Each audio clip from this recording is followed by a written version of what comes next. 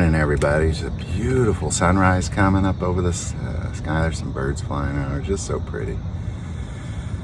It's a particularly beautiful day for me today. I woke up to a text from my son-in-law that my daughter's water broke and went to the hospital last night. So I have my first grandchild on the way. It's a great day. It's a really great day. I'll keep you informed, and I'll let you know tomorrow. But as we continue to dig through Matthew, it's such a crucial place. I love that we're doing this because this is the moment where God comes and he tells us in Matthew 24 that he's going to leave, but this is what it'll be like when he returns. And then we get to see what the world did to God. What they did to him was so terrible. And we're at that place where he's seized and he gets brought to the chief priest's house. And we're just going to pick it up right there. Matthew 26, starting verse 57. And those who had laid hold of Jesus led him away to Caiaphas, the high priest, where the scribes and the elders were assembled. But Peter followed him at a distance to the high priest's courtyard, and he went in and sat with the servants to the end. Now the chief priests and the elders and all the council sought false testimony against Jesus to put him to death, but found none. Even though many false witnesses came forward, they found none. But at least 2 false witnesses came forward and said, "This fellow said, I am able to destroy the temple of God and to build it in 3 days." And the high priest arose and said to him, "Do you answer nothing? What is it that these men testify against you?" And Jesus kept silent. And the high priest answered and said to him, "I adjure you by the living God that you tell us if you are the Christ, the Son of God." Jesus said to him, "It is as you said. Nevertheless, I say to you, hereafter you will see the Son of Man sitting at the right hand of the power and coming in the clouds of heaven." I love Jesus' response here because he's filled with the Holy Spirit and he's speaking perfection. He's speaking nothing or perfection. And that is all he is saying. And I find that so beautiful and comforting because that's what we're guaranteed. We're guaranteed that exact same thing, that if we're ever in that situation, the Spirit will guide us and tell us exactly what to say and what not to say. And it'll be perfect. Regardless of what comes out of your mouth, it'll be perfect because it'll be the Spirit driven it. Because these particular verses really reminded me of what it says in Matthew 10, Verse 16, "Behold, I send you out as sheep in the midst of wolves. Therefore be wise as serpents and harmless as doves. But be aware of men, for they will deliver you up to council and scourge you in the synagogues, and will be brought before governors and kings for my sake as a testimony to them and to the Gentiles. When they deliver you up, do not worry about how or what you should speak, for it will be given to you in that hour what you should speak. For it is not you who speak, but the Spirit of your Father who speaks in you.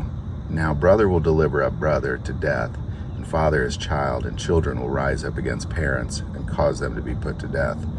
You'll be hated by all for my name's sake, but he who endures to the end will be saved." And this is, of course, a direct prophecy of what we're going to endure and what the disciples will endure. And it's a direct prophecy of the end time specifically because father will be going up against sons, and sons will be delivering parents, and everybody's going to be turning each other in because they're going to be outlaws. And the Christian faith was like this for quite a while, from Jesus' death up until really about 300 years later, when Constantine changed the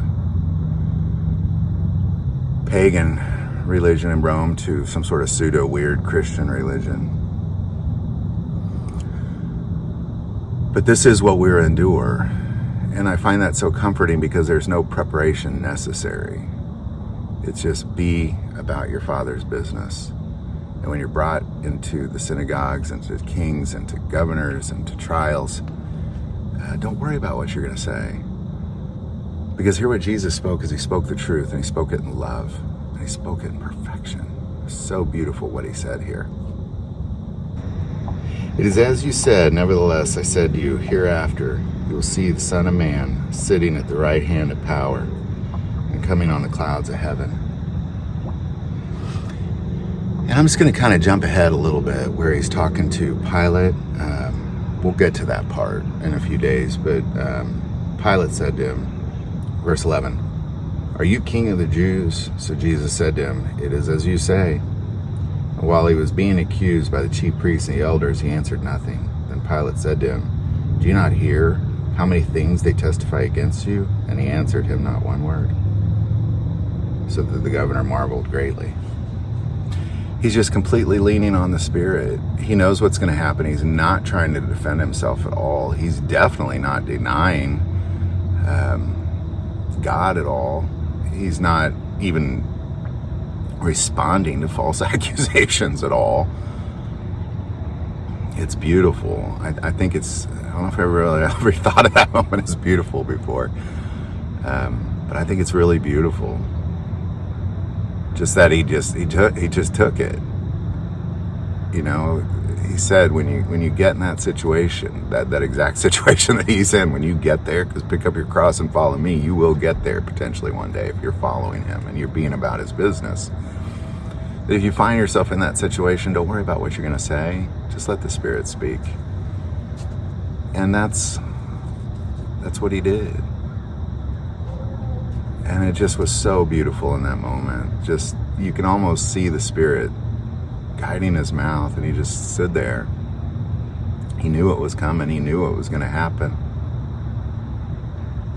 But he knew it had to happen too. So he wasn't trying to get out of it or lie or nothing like that. Or even respond to accusations at all. Just only response he gave is questions about him being the Son of God. He responded to those questions because those are true.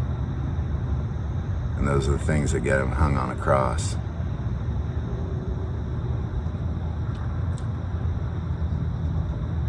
I think a lot of times we as Christians, and I know, and I'm including me as Christians as well in this, that we are quick to adjust to the temperament of those around us when talking about Jesus. If those around us are very anti-Jesus, a lot of anti-Jesus out there, then we adjust and we try to please them. Maybe not talk about it. Maybe just nod. Okay. And then there's those who say they love Jesus, but they're, the fruit, goodness gracious, there's nothing there. And nothing there. It's just destruction and death and evil and sin. And I love Jesus, but all I care about is myself. I went to the Sunday show. I threw $10 in. Get out of my face. No, I'm not feeding hungry people. That's my food. There's a lot of those. And those people will deny Jesus. Because they're not filled with the Spirit. So they'll argue, "Oh, no, not me. No, that's somebody else, not me. Some other Jesus followers, not me." Because they don't have the Spirit. But when the Spirit of God dwells within, you don't have to worry about what you're going to say or what you're going to do or what even happens to you. Just let it speak. Just open your mouth and let it talk. How awesome would that be? Love that. Just find that so beautiful. And I think that's why I think it's so beautiful what Jesus is saying, is because it is the Spirit speaking through him. I just love that. And I also, I just thought this thought as I came out here. I don't know the verse. I'll find it for tomorrow. But there's 5 different crowns that you could potentially receive when you go to heaven. And that moment that Jesus is in gets you one of those crowns. And I think there's a lot of Christians that think that they're just going to sit back and go to the Sunday show and get raptured up before the tribulation, because that tribulation's for other Christians like the Chinese. That's not for us. Old Christians, Old Testament Christians, that's for them. That's not for us. all those disciples, but that's not for us. I heard a pastor once say that if we were to go through the tribulation, that would make our God an abusive father. Well, what about the centuries of tribulation? What about the disciples? What about Jesus? Like, that's such a stupid phrase.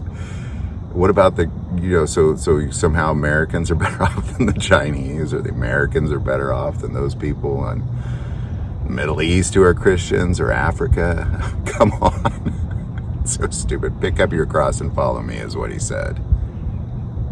He didn't say enjoy the air conditioning and make sure you got a fat fridge filled with food.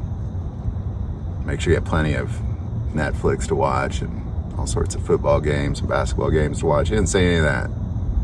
He said pick up your cross and follow me, and that's what it looks like. Foolish stupidity to think that somehow we're better than all of humanity. Jesus, we're better than Jesus. Somehow Jesus deserves suffering, but we don't. Foolish. It's one thing I learned about this world, and I've said this about Jesus many years ago. I don't know if I've ever said it on this show, but just being human guarantees suffering. The fact that he became human guaranteed suffering. He happened to hang on a cross because that was prophesied. But we all go through so much. To suggest that somehow suffering isn't involved in our future as a Christian, as a non-Christian, you could probably lean on a little of that.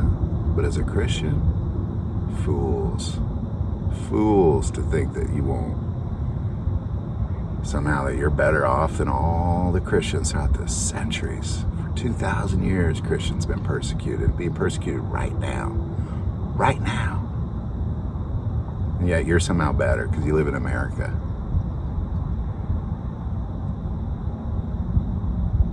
What Jesus did to us is beautiful. What Jesus did for us is beautiful. In that moment, letting the Spirit speak through him and not trying to get out of anything, not even trying to respond to anything, any false accusation, just kept silent. The only thing he said was truth. I will sit at the right hand of the power. It is as you say.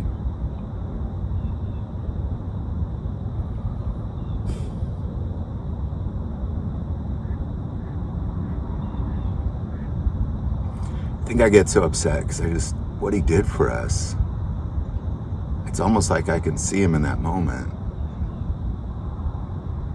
See the Spirit speaking through him. It's so beautiful. I think it's so naive of us to act like that this moment, this is so simple. We act like it's so simple. 2,000 years ago, a guy came, he laid down his life for us. Amen. No. He endured suffering, and he expects the same. But he did it because he loves us so much that he's willing to do that. And all the spitting and the hitting and the punching and the beating, making terrible accusations about him. And he just stood there and took it. It is as you say. I don't know what it is about that line, but it makes me teary-eyed. It is what you say.